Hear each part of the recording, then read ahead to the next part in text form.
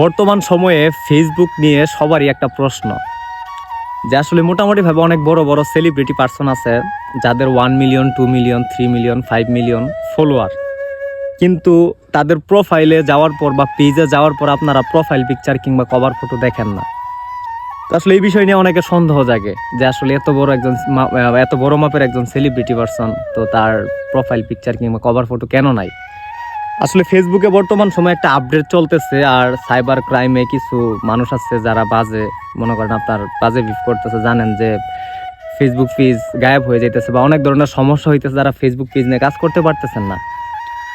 একমাত্র শুধু তারাই রাখতেছেন প্রোফাইল পিকচার কিংবা কভার ফটো যাদের মনে করেন ব্লু ভেরিফাই আছে, ব্লু ব্যাচ আছে, একমাত্র তারাই রাখতে পারতেছেন। আর মোটামুটিভাবে সবাই, বেশিরভাগ যারা মনে করেন মোটামুটি উঠে গেছে, তারাই কিন্তু আপনার কভার ফটো বা প্রোফাইল পিকচার সরিয়ে রাখছে।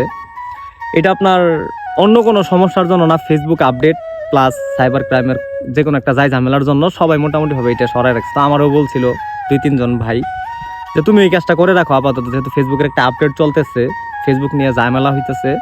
তো আমিও সরাই ফেলছি, যাদের মনের মধ্যে এই সন্দেহটা ছিল আজকে আমি প্রকাশ করলাম যে এই কারণেই মোটামুটিভাবে তারা প্রোফাইল পিকচার কভার ফটো সরিয়ে ফেলছে। তো সবাই ভালো থাকবেন, সুস্থ থাকবেন, আল্লাহ হাফেজ।